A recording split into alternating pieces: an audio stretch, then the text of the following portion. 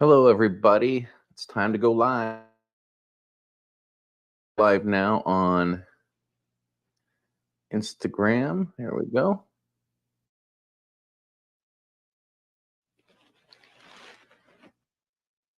Right. Hi, everybody. Good morning. I am on top of things again, at least today, and it's been a pretty good week. I am Cliff. I'm the entrepreneur. I'm the entrepreneur. I'm a entrepreneur. I'm an entrepreneur. No, I'm a entrepreneur. I'm the author of Power Up book, Entrepreneur Power Up. Of course, my channel is called Power Up Book, based on the book. And this book basically tells my story of how I started my own company years ago. And I grew my company, and I didn't have any money to use paid ads. And I was able to grow that company in a year and sell it to a larger company. So it's a really great emotional story. And I'm excited to announce that I'm going to have a couple live TV interviews pretty soon about the book. So more to come on that. But today I'm going to talk about a few topics. And if anyone pops in and has questions on the live stream, I'll be glad to address those as well. This week, I was accused of what's called positive toxicity. I've never really heard much about this. And pox- uh, positive toxicity, just by definition, I had to look this up. And this was because I was on Reddit, and I know everyone's gonna roll their eyes when they hear Reddit, and Reddit has a lot of posts of just younger people in their 20s just asking themselves, "Well, I'm working this job, and then I'm commuting, and I'm miserable, and I'm tired, and why should I keep doing this?" And my simple advice to that person, because I don't mind chiming in to help people younger, I was in my 20s once too, and feeling those similar emotions when I got out of school and started a job. It's very jarring. And I said, well, it's not normal to be this miserable and think, what is the point of my life? That shouldn't be how you feel as life goes on. And so I simply told that person to get out of that job and find a job that they enjoyed more. That's the easiest thing to do. And people just started just arguing with me. And I think it's because when people are upset emotionally, they don't really want to be told, oh, here's how you can do this, right? Here's how you can fix the situation. I understand that. I think in a personal relationship, if you are talking to a close friend or a spouse and they're venting, yeah, you pretty much you don't want to try to solve that problem. But on the internet, anything goes, and sometimes just a simple solution. I don't mind taking license to suggest that. Anyhow, when people have problems like that and they're upset, they usually just want people to say, "Yeah, that does suck, and my life sucks too," and they want to know they're not alone. And so when I come in and say, "Well, you can do something now. This is what you could do to help the situation," um, people don't like that. And the topic of entrepreneurship came up, and entrepreneurship is extremely emotional for people to talk about, and to hear about, because entrepreneurship terrifies a lot of people. The thought of starting your own business, and entrepreneurship also upsets people, because when someone's upset, they don't like to hear about someone else trying to do something else, who's getting up and excited about starting a new business and trying to make it. There's something weird about that. And so anyhow, when you're an entrepreneur or someone like me who coaches entrepreneurs, and you start talking highly about those opportunities, and that you tell people you have an opportunity, you can do something. A lot of people don't want to hear that. They don't want to hear that you can do something, that you can make a change, that you can attempt something. It's sometimes easier for people emotionally to live feeling like, well, I'm stuck, and I'm a victim, and there's nothing else I can do about it, and nothing can be done about it. And that's easier because that almost takes a burden off of their shoulders, where they don't have to try to do something because it's hard. So first thing is, I'm my hat's off to anyone who's trying to do something to better their lives, and to, especially with entrepreneurship, who's working and wants to try to do something to better their lives and get into something that can be lucrative for them financially and fulfilling, emotionally and mentally, and can be something that's a legacy to their children.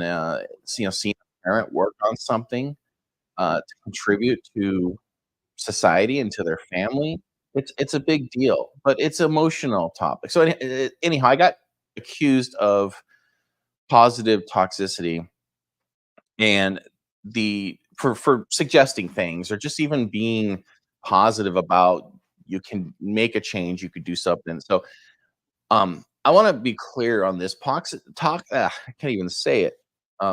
Toxic positivity, by definition, a great example of that is if someone lost a loved one and they're absolutely devastated. If someone comes up to that person, and people do this, I have a friend that I know that lost their child, their grown son, absolutely devastated, and the pain that they're getting from people that's the things that people are saying that are giving them a lot of pain are trying to people say things that are platitudes that try to help people. So if someone's lost someone and you go up to 'em and say, well, don't, it's okay, they're in a better place, or it's a good thing he died fast, or whatever stupid positive thinking platitude that you're trying to help them, it actually hurts that person incredibly. That's the definition of toxic positivity, is saying things that are awful, that make people even feel worse in the guise of something positive. Now, I am not my dog is interrupting me here. I am not I don't ever say things like that to people. I wasn't saying anything like that to people in that Reddit thread. I wasn't saying, it's okay, and at least you're alive, you know? I think that's in some sense toxic positivity. I didn't say anything like that. I just gave a simple suggestion. Yeah, yeah, it sounds like you hate your job. Go find a new job, find something better. I lived that life. I did that in my 20s. I hated my job, and I instead of sticking it out and feeling like this is what life was going to be like, I went and found a new job that I liked more and I was happier. So, no, I wasn't being toxically positive. I wasn't trying to, um, glaze over someone's emotions or feelings and situation. Um, I was just simply giving an idea. So, anyhow, that was something that I learned new this week. And I think in entrepreneurship, you're going to see a lot of mindset videos and gurus talking about positive mindset and mental place you need to be in, and I think that is a worthy discussion. But also, again, because entrepreneurship is an emotional subject, not everyone's very receptive to talking about it or hearing about it. And it's why probably when you want to be an entrepreneur and you're talking about your business ideas and plans, it's hard for your family members and friends to get excited about you because it's a very emotional topic, and it could be emotional for them to hear about it. And because they're not doing anything themselves, and they might secretly just feel deep down inside that they're failing because they're not doing something and you're doing something. So anyhow, just I think it's an interesting topic. I just wanted to bring that up and hear your comments and thoughts about this. But I'm going to get now into validating a market idea. So this comes up a lot. It's come up in my community, and people are asking about this. And what I mean by validating a market idea is, how do you validate an idea and know that you're onto something when you start a business, right? And a lot of people will build the business or build the product without validating a market idea or their business idea, and then they launch their product, and then there's no demand for it, and their business fails. So this is actually a very crucial step when you want to start a business or become an entrepreneur.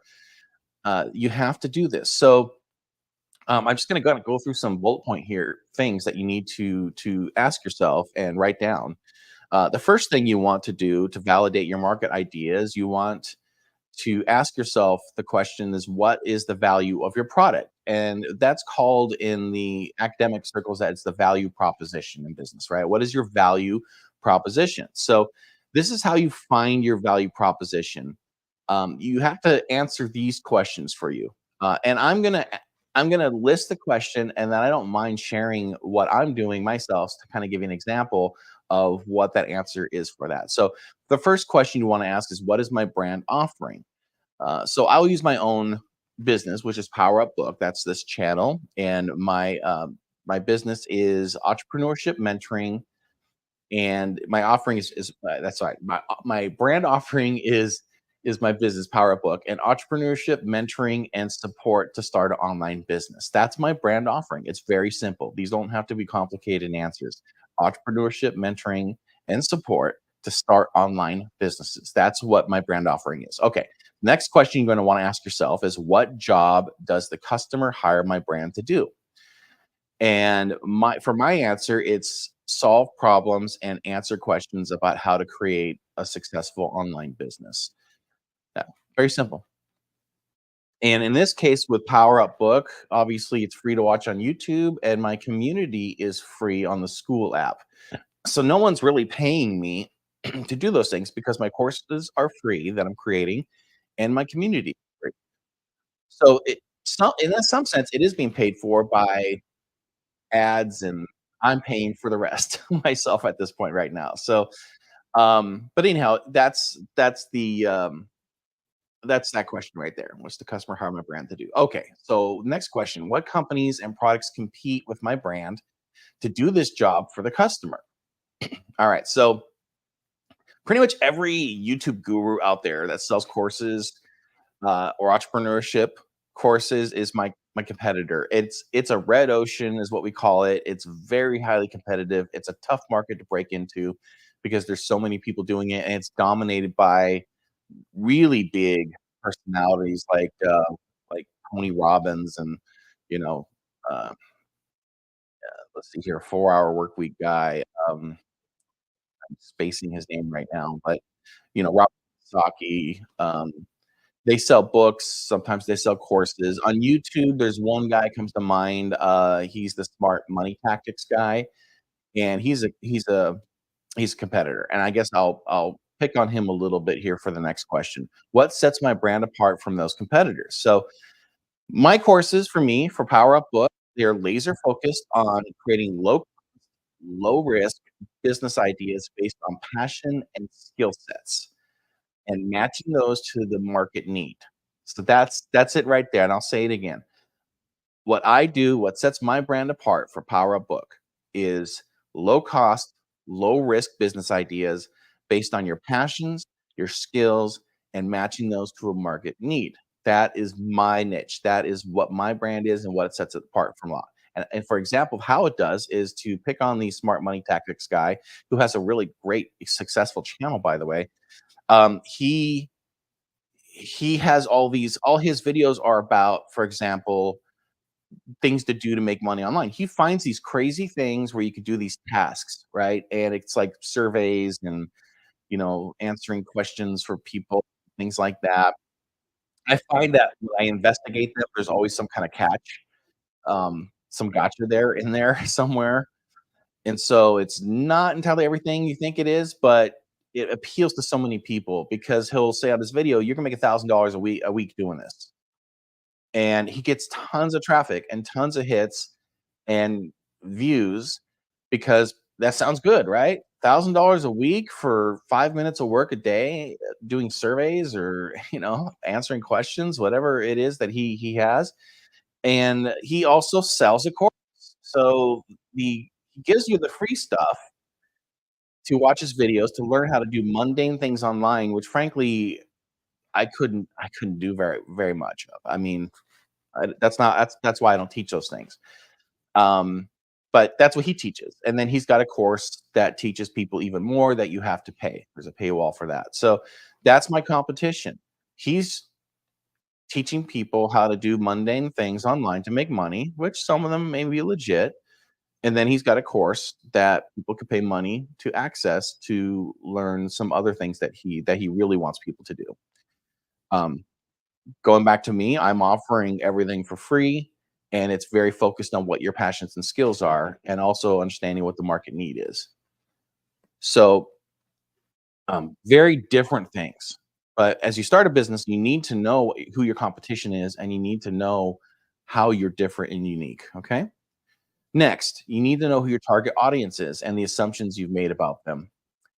What differentiates your product? Yeah, we talked about that a second ago.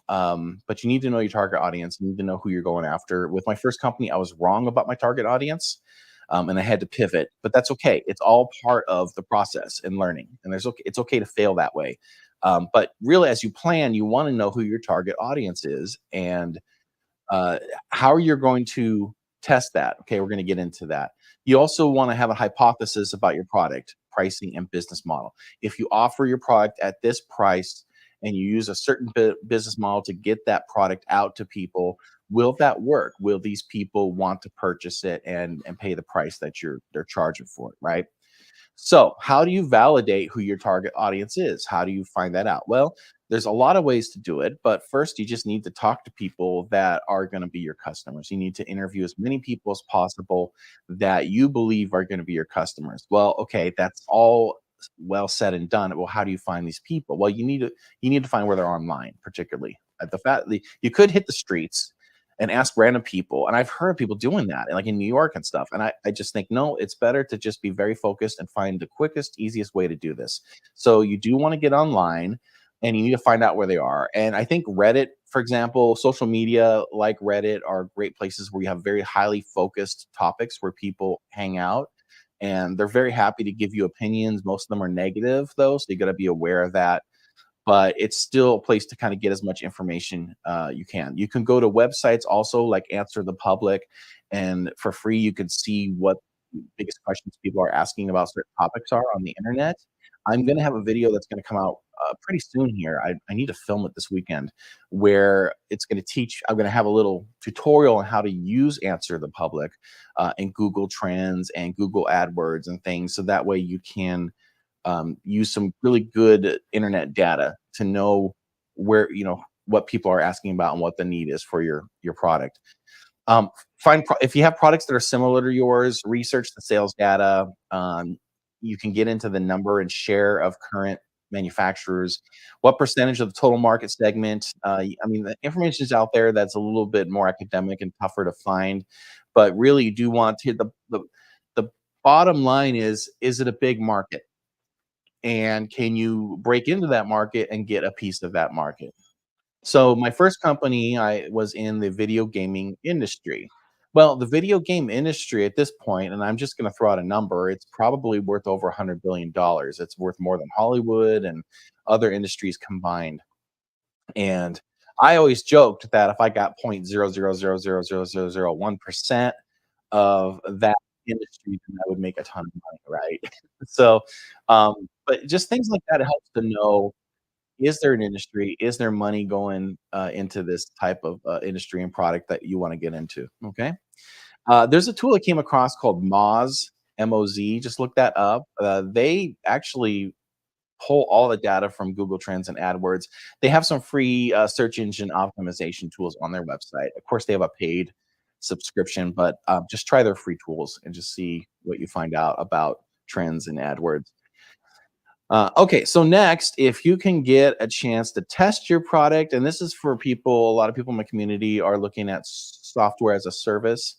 So if you get a chance to test products and have people use it, that's definitely what you want to do and get feedback from it. So I have another startup that's a offshore global company. There's bigger ideas for that company, and we're working on our website product, and it is kind of like software as a service. And so we are now getting ready to launch our beta testing. So that's when you test, you get a group of real external users who are specifically told to identify problems, um, and can let you know what's going on and give you their feedback. And that's before you get into a bigger launch. So product testing with beta testing is a really good way if you can get that. So, and that's after you've done all the research and you've gained your audience and you start to hype it and then you start developing it. So, what I want you to get from this is do the homework first, do your research first, and get the people lined up that are excited about what you're doing. Start to build that and then start developing your product or your software. That way you're gonna have a community that's ready to test it and hype it up and help and even register to use it for free, and you may get your first paid customers that way too as well, okay? Alright, so let's go on to the second part here, actually the third, well, I guess third topic here. This is sales, and when you're an entrepreneur and you own your own company, you really are doing your own sales to people one way or the other. And the question I got was, the art of the sale is the hardest part for me.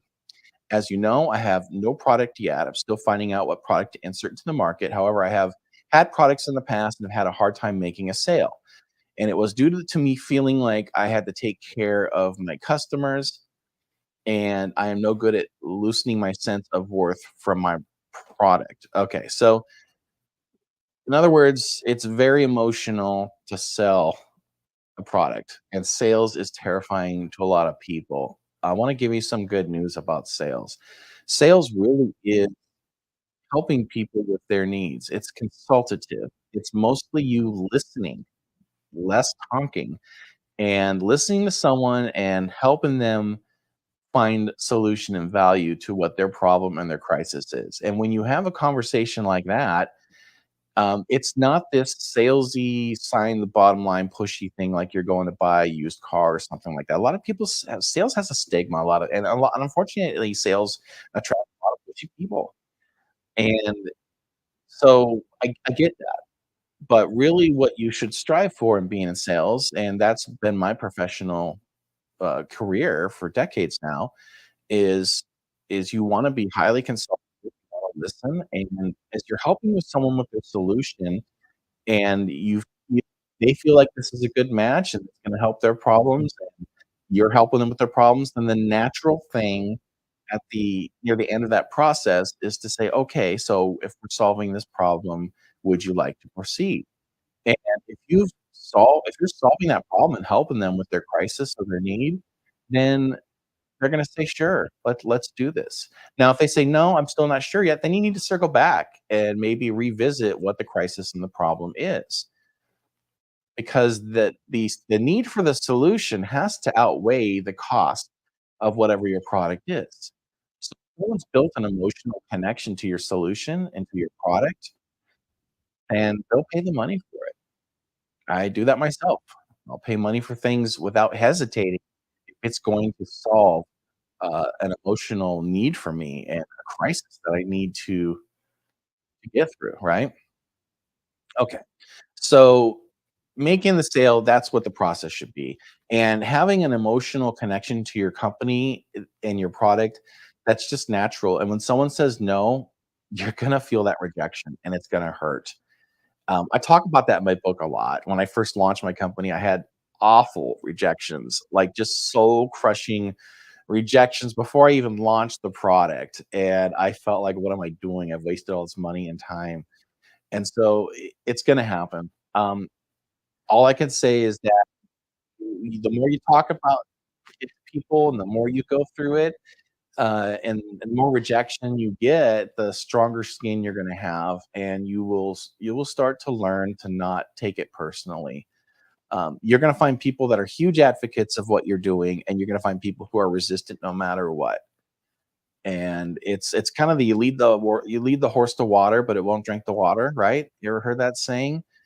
Um, it's some people just say no. They're just hardwired to say no. We really are, no matter what. And some people are just gonna say no, no matter what, even when you have the perfect solution for them, and you know this is gonna make a difference to them. They're still gonna say no. But will they come back later if they've thought about it? Maybe. For some people, it needs to be their idea, not you telling them to do it. They need to come back and say, you know what, I thought about this, and I think it's a great idea. It has to be their own. They have to own it. So, um, but your sense of worth really, your identity is yes, entrepreneurship and your product, everything is part of your identity. It gets built in, but at the same time, you have to have enough detachment to know that you're not gonna win everybody, and you have to be okay with that, and that's part of entrepreneurship, and it's part of being in sales, and if you can't help someone, the best thing you could do, and if they say no, the best thing you do is say, "Okay, well, I'm here if you change your mind.